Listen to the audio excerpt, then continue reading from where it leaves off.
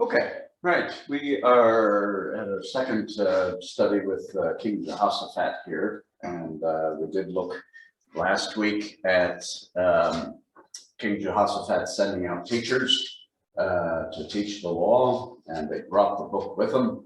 And so there's a lot of good things that we examined there last week. So that video should be going up today for those of you that may have missed it. So anyway, but King Jehoshaphat's life was not all smooth sailing.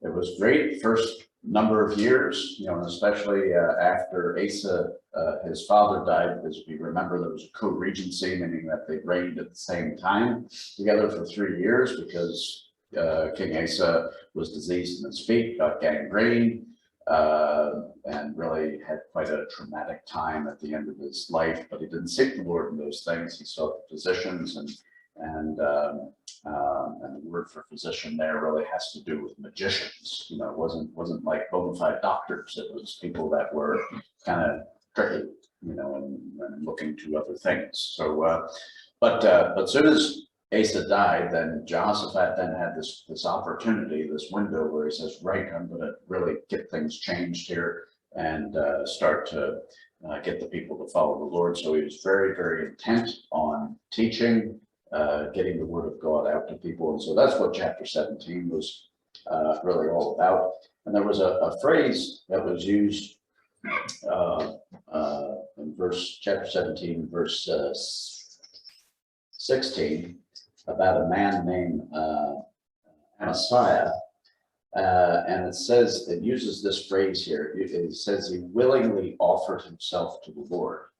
And I find that, you know, every once in a while you find these phrases inside the Bible that really, for me, capture one's attention, and sort of begs the question of myself, you know, do I willingly offer myself to God? That's chapter 17 of 2 Chronicles and verse 16. It says next to him was, it's listing a number of people who are captains and various things. So, but it says of this guy in particular who willingly offered himself to the Lord. So, but what I'm going to do here in regard to this next chapter, chapter 18, which is a long chapter, I thought, okay, how am I going to summarize this? How am I going to get through this? Well, I think the best thing to do is just read, because you can't go wrong reading the Word of God. So sometimes when you go through a summary of things, you can, you know, make some interpretation, you can get some things wrong, possibly. So we'll just read through the entirety of that chapter, but I'll stop along the way, make some comments, and then we'll, at the end of it, then make some application to our own lives and so on. So as you see up in the title there, we have King Jehoshaphat goes wayward, but, okay, so because there's, with the people of God, even though people go off script, God always has a way to get back. So that's why I have this goes wayward, but. So, right, let's look at 2 Chronicles 18. Now, this will actually spill over a little bit into chapter 19 as well, because you have to realize that chapters and verses in the Bible were only inserted much, much later on, centuries later. So the verse numbers, chapter numbers are not actually, you know, they're not positioned in the greatest of spots sometimes, but they are useful, obviously, for looking up things. But really, this section finishes with chapter 19 and verse 3. So anyway, so we'll read all that. Okay, so the first little paragraph here is Jehoshaphat had riches and honor and abundance, and by marriage he allied himself with Ahab. And some years, after some years, he went down to visit Ahab in Samaria, and Ahab killed sheep and oxen in abundance for him, and the people who were with him, and persuaded him to go up with him to Ramoth Gilead. And so Ahab, king of Israel, said to Jehoshaphat, king of Judah, will you go with me against Ramoth Gilead? Now, we'll just pause there just to get the sort of geographical sense and really the major U-turn that Jehoshaphat makes in his own personal life. Because here's a man who, for the first number of years of his reign, is very committed to the things of the Lord. He went and he got rid of idols. He taught the people and went through all these very major spiritual things. And then all of a sudden, chapter 18, he goes and allies himself with Ahab. Now, Ahab is a king up north, and Ahab is married to Jezebel. So these are bad people. These are ruthless people. They have no time for the things of the Lord. They sacrifice kids. They burn their children. They worship Baal. They worship the Ashtaroth. They worship Moloch. They worship all the hosts of heaven, and they're just rough folk, And so and he does this by means of a marriage, and where he gets his son Jehoram to marry Athaliah, and Athaliah is the daughter of Ahab and Jezebel, and Athaliah would make Jezebel look like a princess. So later on down the road, because she just goes and later on kills all the royal heirs, with the exception of Joash, who's later then takes over as king at the age of, was it 8 or 6, one of those ages, and but she's some piece of work, that girl. So why Jehoshaphat goes and does this is really beggars a bit of belief. But I think possibly one of the reasons that he does this is because in Ramoth Gilead, which is up in the north, the Syrians want to attack Israel. So they're coming down from the north. And if Israel's attacked and overcome, then that means that Syria is then in the back pocket of Judah. And so I think Jehoshaphat looks at this and says, oh, it might be wise to go and get buddy with the Israelites here, that live up north, even though they're ungodly people at this particular stage. There are godly people that live there. This is the time when Elijah is prophet. And as Elijah's told in chapter 19 of 1 Kings, that there is 7,000 men who have not bowed the knee to Baal. So there is 7,000 godly people that live up in that part of the world, but the politics of it is completely banjoed. It is just up the left all over the place. So, but I think Jehoshaphat looks at that situation and goes, you know what? Let's make friends with these people. Let's align ourselves with these people so that Syria, who's the common enemy, doesn't come down to us. So it probably was well-intentioned, but it was wrong. Okay, and we'll see where this is going to go. Now, he answered him. This is Jehoshaphat answers Ahab. I am as you are, and my people as your people, and we will be with you in the war. So he really is nuzzling up to the enemy of the Israelites.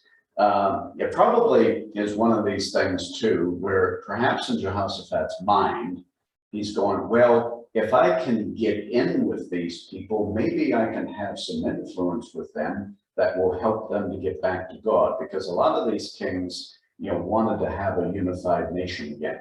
Right now it's kind of north and south. The south is in a good place with God, but the north is in a really bad place with God. And I would imagine that, people down south are going, dear love them, they need help. But, maybe if we all got together, we could sort things out. But that's God's prerogative to do that. Sometimes what man does is he comes up with good ideas and then goes and executes those things, and then they turn out to be really bad plans. So, so Jehoshaphat here is saying, well, sure, we're all in this together. Okay, so let's put our differences to the side. But the problem with those differences is that they're very, very substantial differences. They're very deep spiritual differences. So verse 4 here is also Jehoshaphat said to the king of Israel, please inquire for the word of the Lord today. So, Jehoshaphat didn't walk off the deep end here. He didn't send God packing, in his own mind, in his own spirit. I think he was well intentioned, but he was getting this wrong in terms of how this was to pan out. But there's still a spiritual element of him saying, okay, well, let's go and ask God how to do this. And God is going, this isn't good here. But so verse 5, it says, then the king of Israel gathered the prophets together, 400 men, and said to them, shall we go to war against Ramoth Gilead, or shall I refrain? Now, these prophets are not godly prophets. These are his prophets. These are guys that are paid basically to say nice things on the king's behalf and encourage the king in whatever he wants to do. So if you were one of these prophets and you said anything against the king, that would be your head lopped off. So these are going to be men that are going to come out and say, yeah, King Ahab, do what you want to do. We're on for it. So we have 400 men that are all yes men, basically. And so the question is then asked, just to tick the box, shall we go to war against Ramoth Gilead, or shall we refrain? Well, anyway, in Ahab's mind, what he wants to do is go to war. So and so this is what they say: go up, for God will deliver it into the king's hand. Now they're trying to, the word God there could mean the proper God, or it could mean all their other gods. I would say that they're probably trying to, for the sake of Jehoshaphat, sort of say, we're spiritual people too. We inquire of God, and so God's telling us, yep, go ahead, do it. And that's what the world will do. The world will try to sort of nuzzle back up to you and try to be spiritual and sound spiritual and say, oh yeah, we're in all this together. We're fine. We'll inquire of God. So, but in reality, they have no more interest in God than man. So let's move on to the next paragraph here. It says, but Jehoshaphat said, is there not still a prophet of the Lord here that we may inquire of him? So Jehoshaphat's not stupid here. He is in the midst of this situation, which really he shouldn't be, but he has at least a bit of spiritual well-being within himself, saying, all these guys, these 400 men, they pretend, they're not of God. So we need somebody from God who's actually going to tell us what to do. So, and so the king of Israel said to Jehoshaphat, there is still one man by whom we may inquire of the Lord, but I hate him, because he never prophesies good concerning me, but always evil. He is Micaiah, the son of Emlah. So, so obviously there is a man that is known to be a true prophet of the Lord, but Ahab obviously doesn't like him because he does not toe the political line.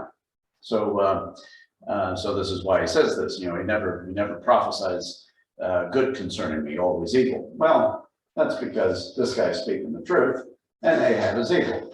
So what else are you going to say if you're a prophet of the Lord? So Jehoshaphat says, "Oh, let not the king say such things. Oh, that's bad. oh, please don't, no, that's, we need to, inquire God about this, and then you're saying all these nasty things about this prophet, that, no, so anyway. And then the king of Israel called one of his officers and said, bring Micaiah, the son of Imlah, quickly. Basically, the guy was housed up in prison, because he, never said anything nice about King Ahab. So you put people down as you go put them in prison. So verse 9 here, it says, the king of Israel and Jehoshaphat, king of Judah, clothed in their robes, each sat on his throne, and they sat at the threshing floor at the entrance of the gate of Samaria, and all the prophets prophesied before them. And now Zedekiah, the son of Chenaiah, had made horns of iron for himself, and says, thus says the Lord, with these you shall gore the Syrians until they are destroyed. So here we have these Ahab's prophets, and one of them is called Zedekiah. And so he comes up with these horns. And it's interesting, it says it had made horns of iron for himself. This is all self-serving stuff that these people are doing. He's doing this to make him as a prophet within those ranks look really, really good. So it's like, boy, we have these horns here. And you know what God's told me? We're going to shove it straight into them. And ooh, ooh, ooh, ooh. So, but by the way, look at me, because I'm saying this and none of those boys are. So there's a lot of positioning. Yes.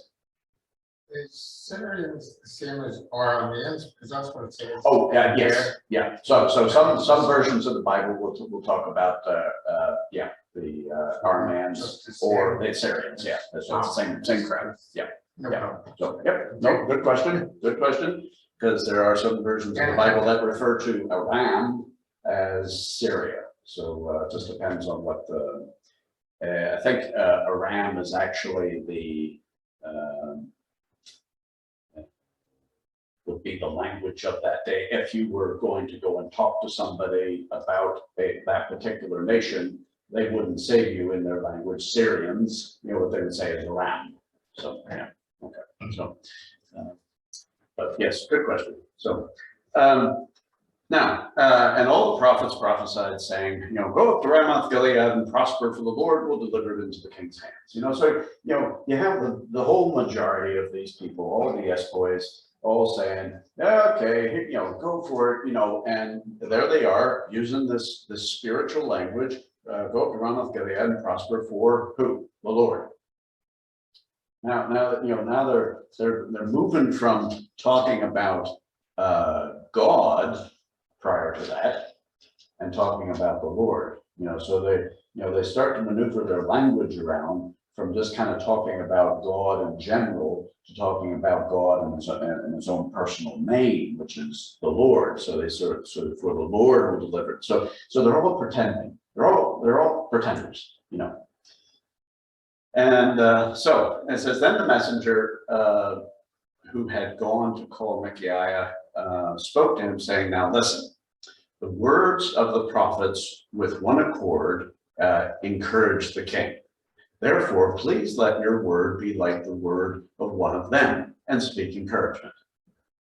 So here's the officer or the messenger here that's going to go and get Micaiah and say, look, if you want to be in the good books with everybody, just mind yourself, go and say what everybody else is saying, and then all will be okay. All right. So if you want to save your own skin, don't be stupid. So, and sometimes you have to kind of read the Bible like this, where people haven't changed, even though this had happened, almost 3,000 years ago, people's lives haven't changed. Their motivations haven't changed. People still pretend to mess about and tell lies and all that stuff. So, and then Micaiah said, as the Lord lives, whatever my God says, that will I speak. So, he's not going to, say, anything that's outside of God. He's not going to pretend. So, and then he came to the king, and the king said to him, Micaiah, shall we go to war against Ramoth Gilead, or shall I refrain? Okay, so he's probably expecting, the kind of opposite answer, of what everybody else is saying. Because he wants to pinpoint and say, well, see, Micaiah, all he does is talk evil about me.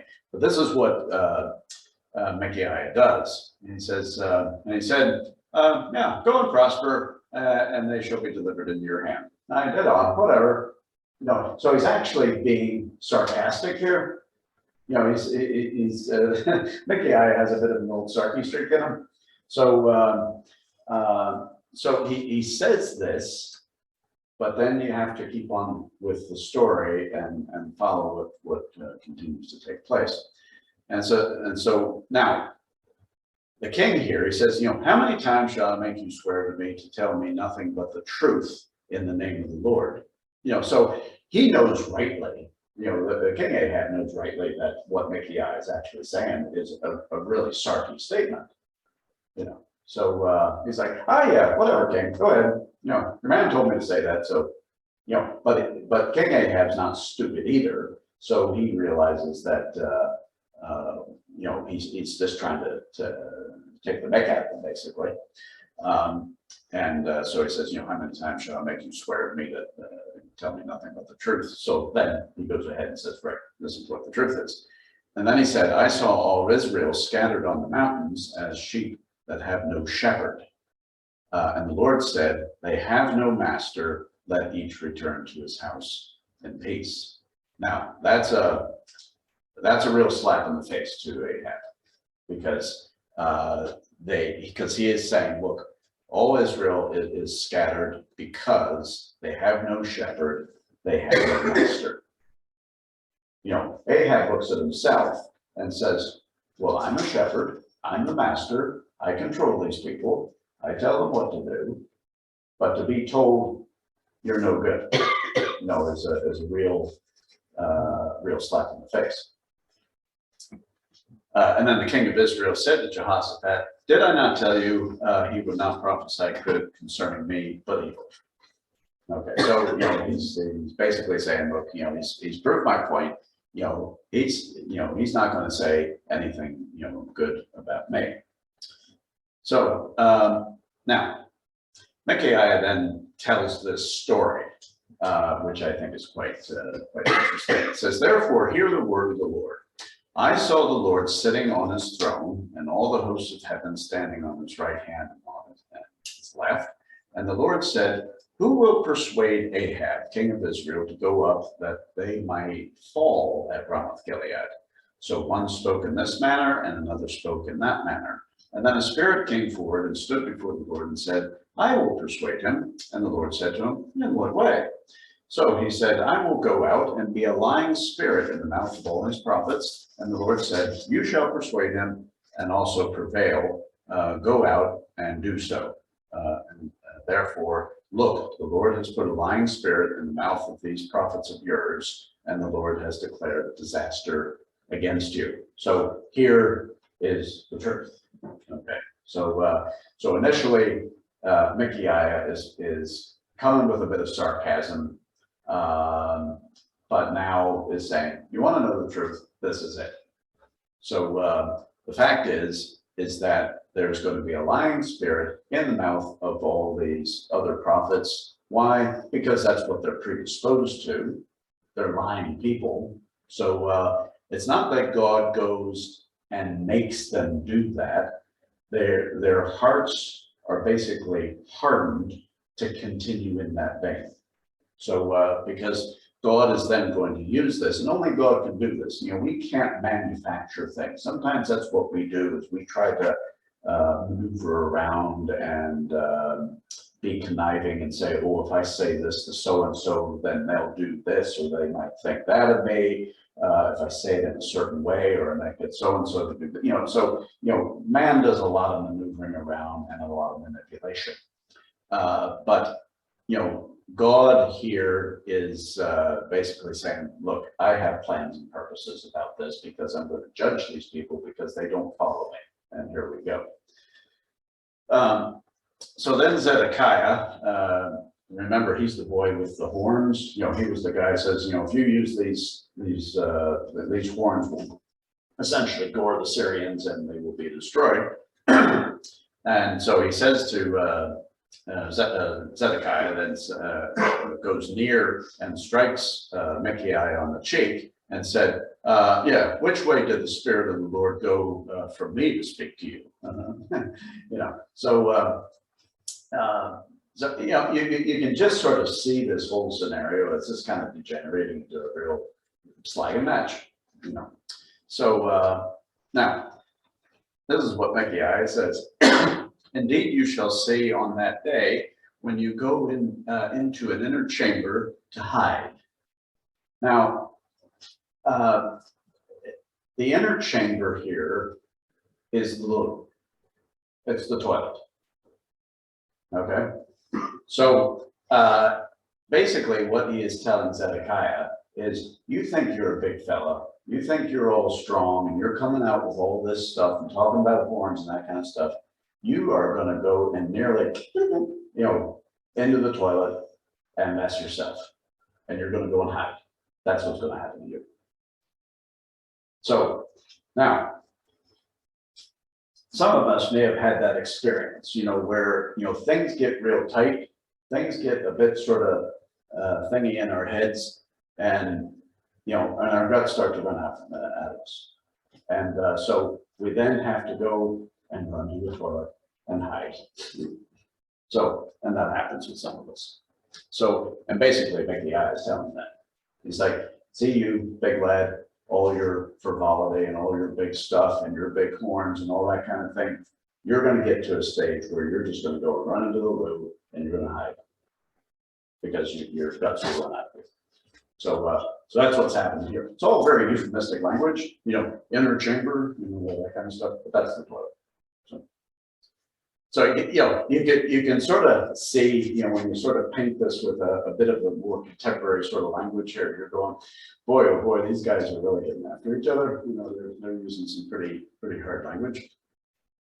So then they do this in front of the kings, you know. And then the king of Israel said, take Micaiah and return him to Ammon, the governor of the city, and to Joash, the king's son, and say, thus says the king, put this fellow in prison, feed him the bread of affliction, water of affliction, until I return in peace. You know, so, you know, King Ahab here is pretty brassed off with Micaiah and saying, you know, all right, you know, you will not only put him in prison, but we will then feed him, as it says here, the bread of affliction and the water of affliction. You know, in other words, he's going to be tortured. You know, he's going to be put in the dungeon, you know, down in a place that's lower than low. And I don't know if any of you have ever been to Carrickfergus Castle, but there were the holding cells for various sorts of people that looked pretty bad, you know, and they were right on the walls of the where the sea was, and you know, seawater and that kind of stuff would have splashed in probably, and all they had was a maggot-filled bed of straw, you know, to lie on, you know, and so go up to Carrickfergus, you can sort of see all these kinds of things. So it was probably something to that effect, or worse.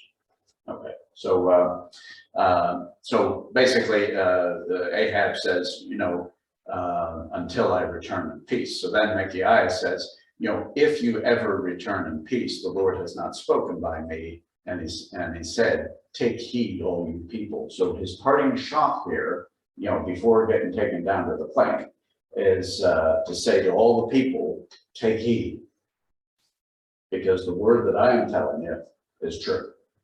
You know?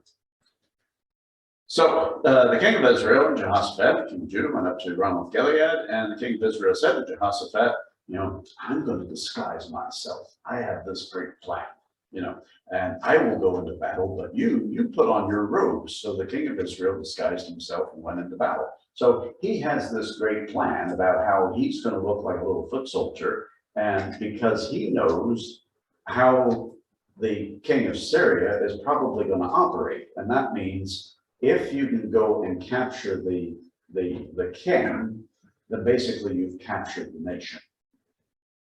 So, it's, getting the figurehead.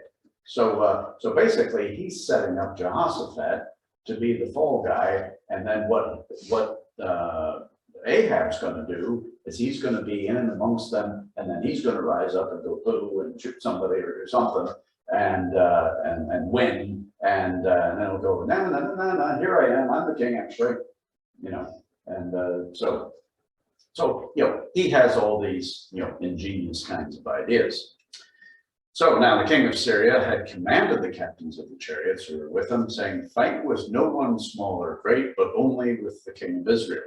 So, I think, Ahab knows that this is what's on the card, so he doesn't want to get caught out, and killed,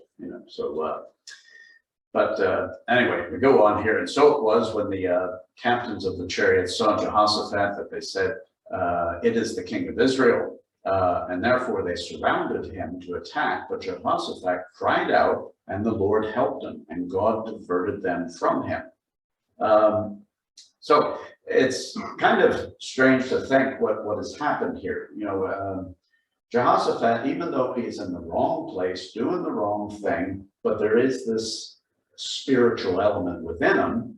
And so he cries out to God, and God diverts all these people away. So I'm not sure what this looks like, but here Jehoshaphat is in his royal robes, and all these hundreds, thousands of people were all, coming down on top of them, and somehow God just, gets them steered away.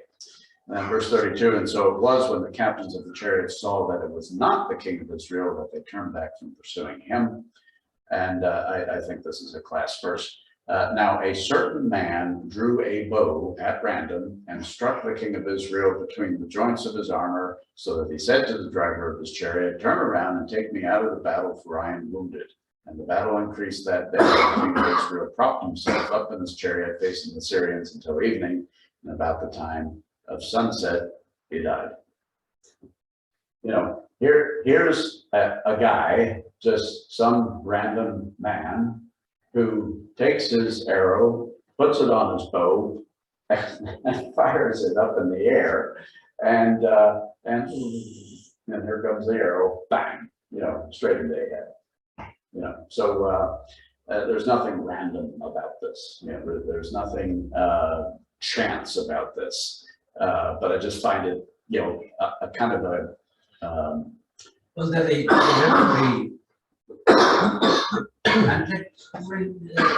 the king of Israel or what? No, he just fired them. No, he just fired it. So you have to remember that Ahab is dressed up like any other soldier. Yes. Oh, no, I'm fine. I just happened to put up in faction. No. And so God's will wasn't the prince. yeah, so he just launches this arrow, into this big sea of people, all these soldiers, or he just fired it up in the air or something like that. The arrow had Ahab's name on it, and it says, drew it at random and struck the king of Israel between the joints of his armor. I mean, this arrow is very, very much guided, to hit Ahab. So God is going to judge Ahab and has judged. The joints of the armor there. If it hit the armor, it probably would have skidded away. Yeah. But just the joint, but it was for two pieces of armor met. Yeah. It must have been a wee jump and just stood in there. Yeah. So, anyway. But right. Okay. So now this is verse or chapter 19. So this is so we finished up chapter 18, and then this is the kind of the tail end of this story. It says, then Jehoshaphat, king of Judah, returned safely to his house in Jerusalem, and Jehu, the son of Hanani, the seer, and if you remember, Hanani was the man that spoke to Asa back in Asa's time, and he had said, the eyes of the Lord go to and fro throughout the whole earth to show himself strong to those whose heart is loyal to him. That's what Hanani said. And so his son Jehu is now on the scene, and he's a prophet. So it's a little thing that demonstrates to me how a man here who's a father has schooled up his son to walk in the ways of God. So that's an important thing to do. So, Jehu, the son of Hananiah, went out to meet him and said to King Jehoshaphat, should you help the wicked and love those who hate the Lord? Therefore, the wrath of the Lord is upon you. Nevertheless, good things were found in you, in that you've removed the wooden images from the land. And the wooden images is the Ashtaroth, which was the Canaanite sort of fertility gods, and have prepared your heart to seek God. So, so Jehoshaphat never really left the Lord. He just got certain things wrong, but there was a very, very key decision that he made that has lasting implications, and that is he had this alliance with Ahab by marriage. So not good. Okay, let's look at some lessons here. So Jehoshaphat's alliance with Ahab via marriage. This is the bad thing, and what I would label it as is an unequal yoke. So the next verse that I'm going to put up is from 2 Corinthians, and it talks about being unequally yoked. But I think this is where the main lesson of this is because Jehoshaphat had despite all of his teaching and the word of God and that kind of thing, there were certain things that he just didn't quite take on board quite right. And so then thought within himself, oh, this is going to be a good job because we have a common enemy. Let's do a common thing here. And I'll just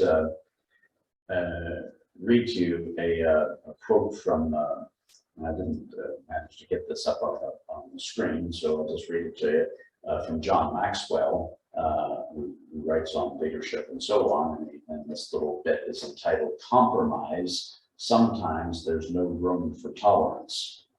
There are times when tolerance cannot be tolerated. He says, King Jehoshaphat formed an alliance with King Ahab of Israel to fight a common enemy, failing to understand that when you partner with an immoral and deceitful leader, you are asking for trouble. Moral failure impacts every part of leadership. So, and that's because he got into this thing. Now, we'll learn later on in chapter 21, yeah, no, chapter 19, I'm sorry, chapter 20. At the end of chapter 20, Jehoshaphat then gets in this economic alliance with Ahaziah, who's Ahab's son, which is a bad plan. So for whatever reason, he gets into these jams with alliances, and so we need to learn things about that. Now, this is 2 Corinthians chapter 6, 14 through chapter 7, verse 1.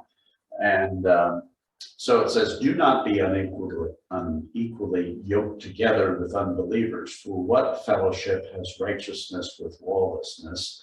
And what communion has light with darkness? And what accord has Christ with Belial?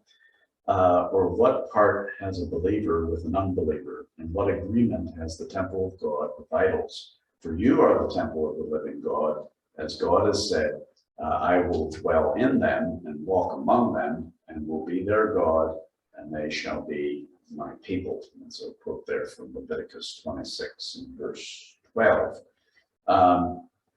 So now, I've just put up here in color what the sort of the common issues are, and green is the right way, and then in sort of orange there, really orange, is the wrong thing. Okay, so So it says, do not be unequally yoked together. So, so being yoked together means that you are linked in with a common sort of purpose. But if you have the wrong elements within that yoke, say you have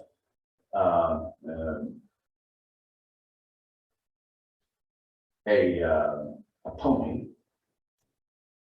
in a yoke with a big ox.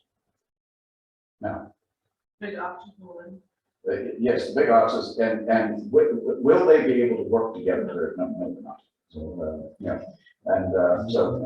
I'm probably the big ox is a bad person, the pony's a good person, the bad person for them. Yeah, yes, and that is what often happens. So, because and Wendy would probably have some kind of, I guess you really don't yoke your horses together as such, but yes, there. So anyway, but you know, but you would know that having the right team of ponies together that has, and they would have to be trained to work together and all that kind of stuff, and it works well. So, so that, you know, this is what happened with Jehoshaphat.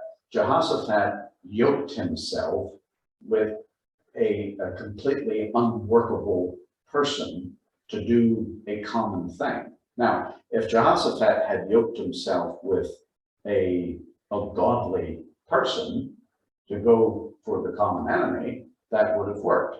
But this, what he did, doesn't work. Now, the context of this is Paul is writing about marriage primarily, but that concept can be used in regard to you know, business partners and a whole host of other things. So Can I just ask? Yeah. Was there anybody that, you know, godly that Jehoshaphat could have asked for help? Was there anybody else needed lands with? I would say at that particular time, no. In terms of somebody that would have been outside of Israel, But even secret stand on his own. absolutely. But then, we'll see that in the next chapter, that'll be Oh, something. right. Yeah, so yeah, and because he then learns from this to be yoked in a sense We're with going God. beyond something Yeah. with God. Yeah, so, but History is literally with Christians, with the best intentions, align themselves to some political cause, yeah. which is not Christian, yes, and it pulls everybody down with it. Was just not relying on God, really, then? Yeah. You know, it goes back to one of the paraphrasing here, a quote from Ian Paisley, you know, where he said about his own ministry, you know, in the gospel, he says, you know, in the ministry of the gospel, I heard the call of God, but in politics, I heard the call of the people. So, you know, and to me, that kind of says it all, that, you know, anyway, you know, all of us probably have different sorts of political ideas and views and that kind of thing. I can't vote, so probably can say anything I want. But I think you made it clear on that. yeah. So you know, and so you know, it's good, you know, if political leaders can say, yes, I follow God, but you do have a problem when you're in a secular political arena, that there's compromise all over the place, and it's out of necessity, you know, and so. Was it John Bunyan's son-in-law, was it Sedgemoor against the king fighting to get the king captured? Mm, You know, a godly man, what was he doing there in the battle fighting against the king? yeah. We can't work for 2 masters, can't Well, work for 2 yeah. masters. And this is the point, you know, it's you can't do two, you know, you can't run in 2 directions at the same time. When the Reverend George Walker, who was the great bomb defended Derry, Mm, basically tells us he was because his other Governor Baker died and Walker wrote the book. no, But Walker was killed at the Boyne, and somebody told King William, he said, well, it's not, more or less, slap it up. And a clergyman has no business in battles or civilian affairs. no, So William had no time for it. yeah. So, Sorry, what do you, I was just gonna ask, do you think sometimes in these cases, like, you know, I'm sure we all relate to it in some way, but do you think sometimes there's a bit of predestination when it comes to things like this? Sometimes I think in my life, God's brought people in who have caused me a lot of heartache, but it's not that I consciously chose yes, to be with a person like that. It's just, you know, you might see them as a nice pony, yeah. but they are an ox on the inside, and there's nothing you can do about it. That's like your, you don't have a choice. Yeah, but yes, and I would agree with that, and we'll actually see a point to that effect in the next slide, that basically says that there are things, mistakes, sin that takes place in life, wrong choices. God does use that in order to deepen our walk with God. But we shouldn't be going out and purposely looking for that and doing that, because God is not the author of wrong. But I think there's vessels of wrath made for the day of destruction. Isn't there? Yeah, so, but that's God's business. Oh, yeah. Yeah, that's not our business to try to go and, you know, go that up, you know, but some people do that, you know, some people say, oh, I know what I'm gonna do. I'm gonna get your man to get over there, and you know, and this is what David did with Uriah, the Bathsheba's husband.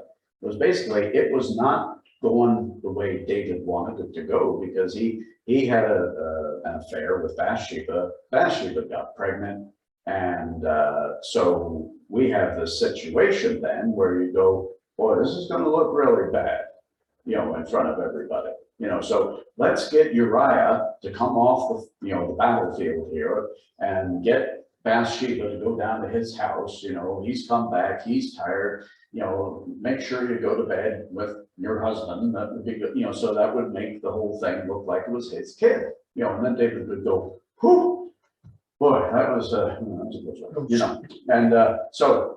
But it didn't work out that way. So what does David do? David then gets Uriah to because Uriah didn't go down to his house.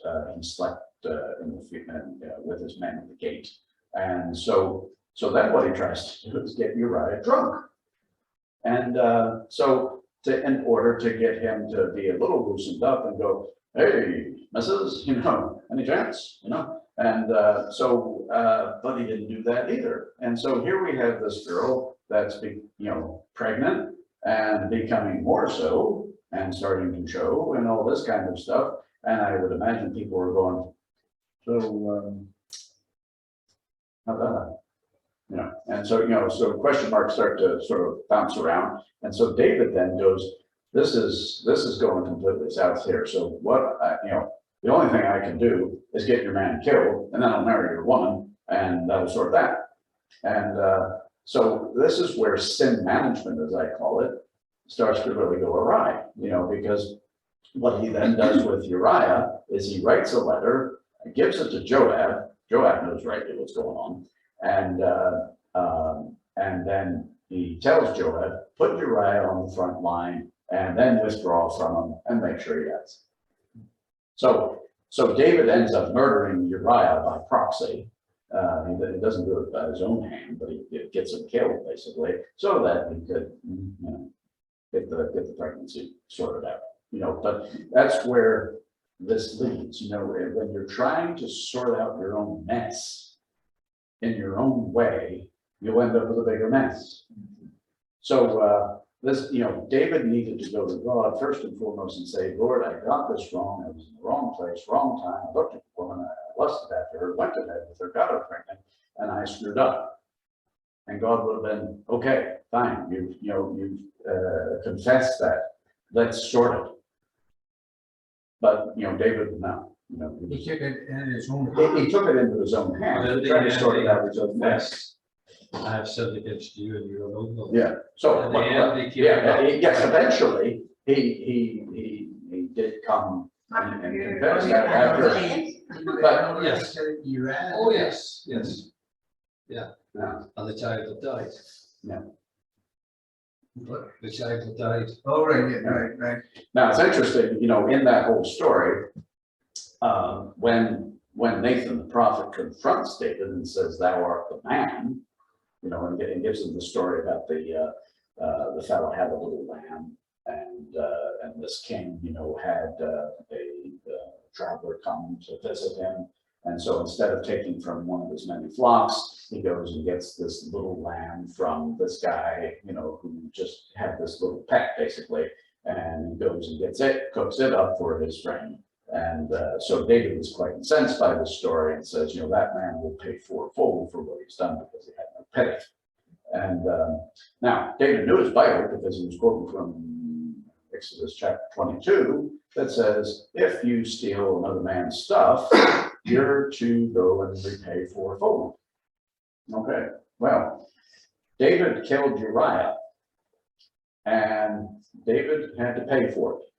He paid for it through the death of Bathsheba's son, through the death of Amnon, which was his firstborn, through the death of Absalom, and through the death of Adonijah, which was another one of David's sons that actually was executed by Solomon after David's death. But nonetheless, there's 4 sons that bought the farm. So, and that's all because of David's wanting to sort himself out in his own fashion. So, anyway, so as you look at the screen there and you see, you know, yoked together, fellowship, communion, accord, part, agreement, you know, those are the common things, you know, that we have here, you know, and because I think, you know, Paul is using these particular words quite deliberately about relationships, because they all have to do with that, being yoked together. You know, this is, you know, having a common purpose, you know, fellowship, communion, which is, you know, connection, accord. Again, this is like agreement, you know, having a part, and you have the word agreement there. So you look at those 1, 2, 3, 4, 5 things, but the good, the good and the bad of those things is you have believers and unbelievers. You have righteousness and lawlessness. You have light and darkness. You have Christ and Belial, which is another name for the devil. Believer, unbeliever again. Temple of God, idols. You know, I think it would be fairly safe to say that none of those things are reconcilable. You know, they're not, they're polar opposites. You know, they cannot coexist in the same space. I mean, you know, light and darkness cannot coexist in the same spot. You know, so, you know, Pally walked in here and taken my bags of computers and stuff and walked into the room, and I found him wandering around with his the light from his mobile phone trying to figure out what was going on because the place was dark, you know. And I was like, maybe we should turn some lights on, you know. So anyway, so we got the lights turned on. What does that do? Dispels darkness. There's no darkness here, you know. So, you know, where the temple of God is, you know, there can't be idols there, you know, in terms of an agreed way forward. You know, I remember seeing, and it's not there anymore, but I remember going into the St. Pat's Church of Ireland in Armagh, and I remember in a glass case along the side, this was like 20 odd years ago, I saw one of the pagan idols that had been dug up out of some bog somewhere nearby and put on display. You know, and I just found that just really, really bizarre, because basically they were taking the house of God and turning it into a museum, and for people to go, oh, that's a pretty looking thing there, you know, and you know, it was a grotesque idol. It was creeped out, you know, and it doesn't belong there. It belongs in a museum, not a place where God is working. You know, so, but anyway, it has been removed since. I remember going back in there and kind of wandering around looking for, you know, the ugly idol. You're not as liberal as I thought. I think I've told you this one before, but we had a caretaker in the school. He was very So he called them the loyalists. Uh-huh. And it was one of those workers' council strikes back in the 70s. Yeah. We were a bit annoyed, and it's 5 p.m. but annoyed. I didn't stop people coming to work and things. No, sorry. Oh, sorry. No, sorry. Also, this was a park, and a legal park, yes. That's all right. It was open. Thank you. Have you stopped that? Sorry, yeah. Yes. So, yeah, right. That started. Sorry. We're You allowed to do. need less than or Get my car. so you'll just return to Yeah. the car? Well, then the test is times now. It's not right. It's just. Yes, I'm sorry to be present, don't be your husband, by the way. Oh, no, you killed me for it. It's a PowerPoint. No. Okay. Right, okay. So, anyway, so you were, I was telling that this barricade, an illegal barricade, the UDA were operating, stopping people going to work. We were getting the caretaker, getting him stick about, how dare you do this? He said, oh, it's all right, boys. It was open in prayer. no, The minister went up and prayed over an illegal, was paramilitary stance. uh, I thought about, you know, righteousness and lawlessness. What's like the Tony described as, like an ox, wasn't it? It doesn't. yeah, it doesn't work. It doesn't, and God cannot bless that, you know, so, But it also made a fool in the eyes of the yeah, loyalist part of it. It made a fool of that man and what he believed. sure. So that, you know, Was he genuine then? Anyway, so now what Paul does is he then quotes, well, he initially quotes, I will dwell with them and walk among them and be their God and they shall be my people, that was from Leviticus. And then he quotes from Isaiah 52, and then also quotes sort of bits and pieces from other Old Testament verses. He says, therefore, come out from among them and be separate, says the Lord. Do not touch what is unclean, and I will receive you. I will be a father to you, and you shall be my sons and daughters, says the Lord Almighty. Therefore, this is chapter 7, verse 1. Therefore, having these promises, beloved, let us cleanse ourselves from all filthiness of the flesh and spirit, perfecting holiness in the fear of God. So, now, in terms of the verse from Leviticus, Jehoshaphat certainly would have had that verse, you know, and the importance of, you know, the fact that God was dwelling with them, walking among them, being their God, being now, you know, again, I think he's trying to make a spiritual application, because he says, you know, my people, your people, and let's get into this together. He was trying to bring some kind of a spiritual application to something that was actually very, very dark. And that doesn't, you know, it's like your story there about, you know, opening up a paramilitary exercise in prayer and saying, well, then that legitimizes it because we prayed about it. No, you know, they don't.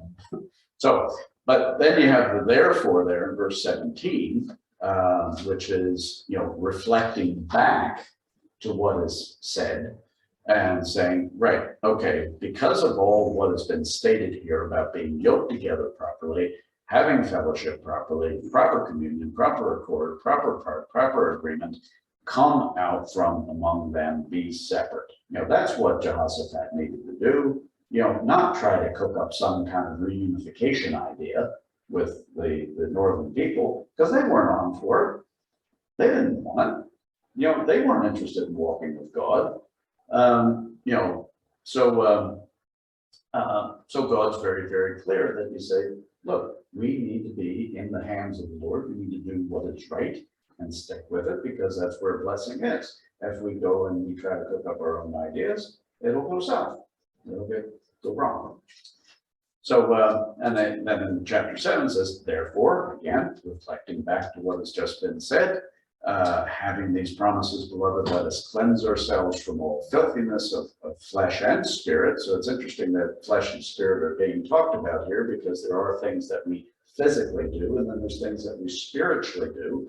And so we need to perfect holiness in the fear of God. So, and if you have a proper fear of God, proper respect of God, then any of the decisions that you make in life will then be correct, because you say, you know what, I'm going to decide about this thing upon reflection that God is in charge, and that God is going to help me then to do the right thing. So, but so often what we do is we bring a lot of our old ideas along with us, and we say, oh, well, it kind of worked in the past, so we'll do, and again, that's what David did with the ark. He brought the ark in to Jerusalem, what, on a new cart. There's great new technology. This is super. But that didn't work. Why? Because that wasn't God's way. You brought the ark in on poles, and the priests carried it and so on. At the time of the Reformation, right there on the Luther brought a lot of stuff out that Germany and then England. So that's good. Ally the church to the state. Yeah. It wasn't God's way. And when you turn to the church of Sardis, which if you take the historical periods to South Africa, I mean, God was trying to put the servants. No, sorry. He had nothing but to say about it at all, in fact. Okay. Good job. So, right, let's just look at a couple of just points here, and then this is where we'll finish. So, it says, at least Jehoshaphat had the presence of mind to know, that the Lord had the best answer, and he asked for it. So, and because again, Jehoshaphat didn't sort of jack in the whole thing with God. He didn't sort of leave God. He was trying to do a quote good thing in God's name, but it just didn't work. So, but at least he had the presence of mind to say, you know what, God has the answer to this, so I want to ask for it. So then this prophet, Micaiah was raised up because he says, is there not a prophet of the Lord here that we can inquire of him? So, but unfortunately, he continued in his commitment to Ahab's cause. The guy needed to get it, pull his socks up and just basically go, you know what, I can't be continuing to do this. This is wrong. So, Jehoshaphat's, continued on with the kind of the stupidity of the thing. So now Micaiah's vision and illustration was a very direct thing. There was no fooling about there. And even though Jehoshaphat was in the wrong place, the Lord still helped him when he cried out, and God knew his heart, and glory would ultimately go to God. Because God is for people, okay, and he was for Jehoshaphat because Jehoshaphat was in the line of the Messiah, and so that had to be preserved. Now, even though Jehoram, his son, botched it with being married to Athaliah and all that kind of stuff, but at least the line was continued. So God's always committed to that. But Ahab could not hide and pretend and get away with his diabolical lifestyle and flagrant disregard for the Lord. So even though he was hidden amongst all the other soldiers and whatnot, the random arrow went through the random joints. And so God is always going to get his way in regard to glory there. But so, in other words, you don't get away with anything.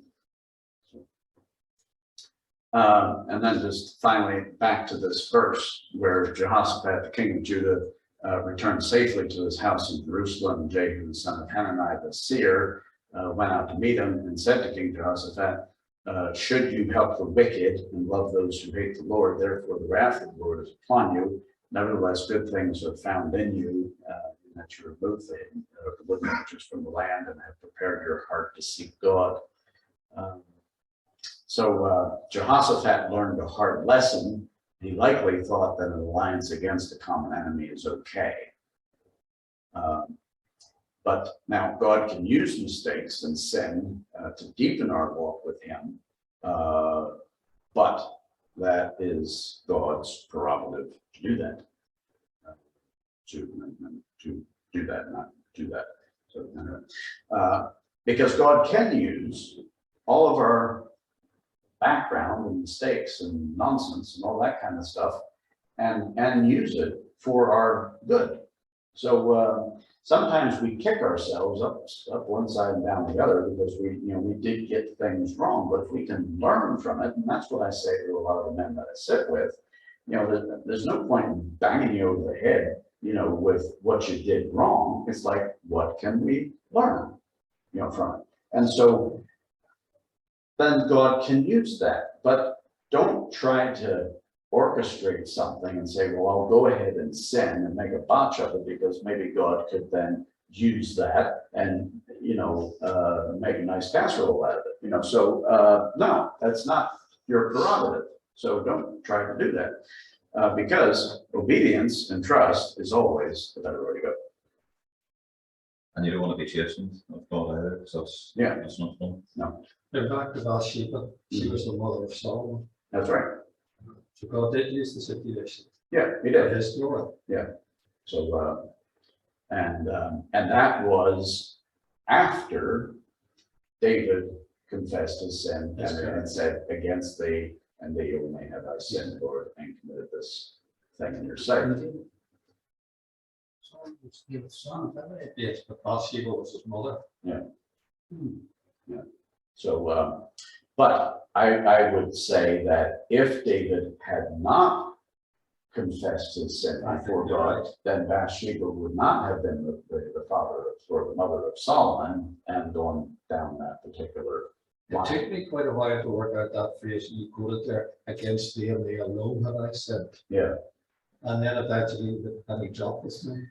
Uh-huh. I thought, well, you've sinned against Bathsheba, but never realized about the drop this name, really, how deep David repentance went. Yeah, because he was against God completely, he sinned. So, because I think we need to realize that this is the difference between confession and admitting. When you admit something, you basically say that, yeah, okay, I've done the wrong thing, but sure, let's call it even, and there we go. Whereas confession agrees with the severity that God puts on a thing. If God says this thing is sin, you agree with God that this is sin, and it has caused a rift between you and God, and only God, by his mercy, can sort that out. That's confession. I remember, you remember too, would you? When Bill Clinton was finally caught out over Monica Lewinsky, he went on TV and he said, there's no other way to put it, I have sinned. You remember he said that? I have sinned. Yeah. And I thought, I didn't particularly like it, but I thought, good on you, man, you called it what it was. Yeah. Now, I'm not saying he was an innocent man after that. He didn't try to say, I tried to just leave mistake or something. I think the reason he probably did that was because there was a preacher that had got alongside of him in those days, a guy called Tony Campolo, and Tony Campolo is quite a vibrant Christian man, and he's a sociologist. I've actually met him and I've had conversation with him. So I've had a conversation with a guy that knew Clinton, but anyway. But he got alongside of Clinton in those days with Monica Lewinsky and tried to help him. And it's probably through that he then made these kind of overtures. But they were probably politically expedient, because it made him look like he was really getting to the root of what was going on. He was one of these men that just, he could have said, oh, I have needs. And Wouldn't have been saying that. and Hillary wasn't quite sort of cutting it or something, so some, and I think in a lot of ways, this is like the prophets of Ahab. They're saying, well, this is, we'll seek God and the Lord, and using all this kind of language, and then you come out with this kind of language, and then you're like, oh, well, maybe they are spiritual people. No, they're not. They're pretending. So anyway, Only God can have the heart, isn't it, right? Yes, and then there's the thing with Clinton where he was caught out in a video clip where he was making a joke about something or another that was quite serious and quite sad, and then he saw the camera and then feigned tears. So that's it. But Dirty key in politics. that's Clinton was a good politician. Ways of brilliant But politician.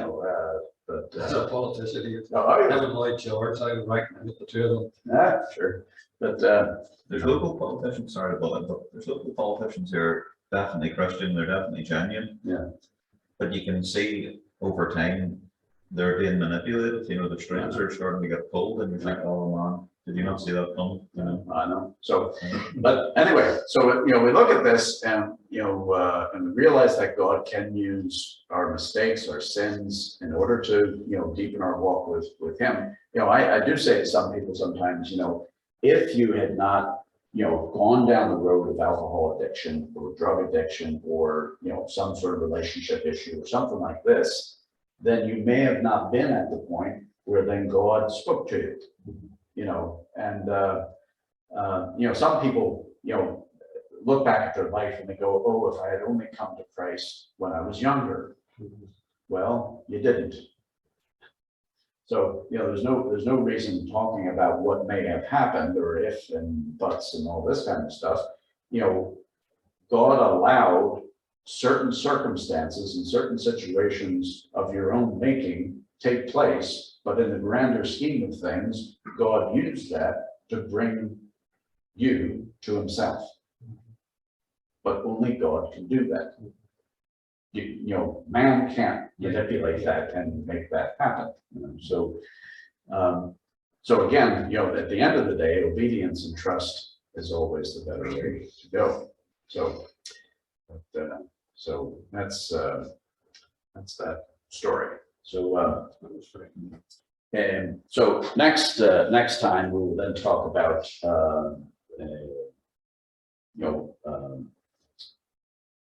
Jehoshaphat getting it right again, and implementing proper reforms and so on. So we'll see that for next week. Probably finish Jehoshaphat in the new year. So Take your time. I like Jehoshaphat. There's a lot to learn. So I think the thing that they've sort of learned there, and same in the past too, but it's just whenever you encounter a person who's got the same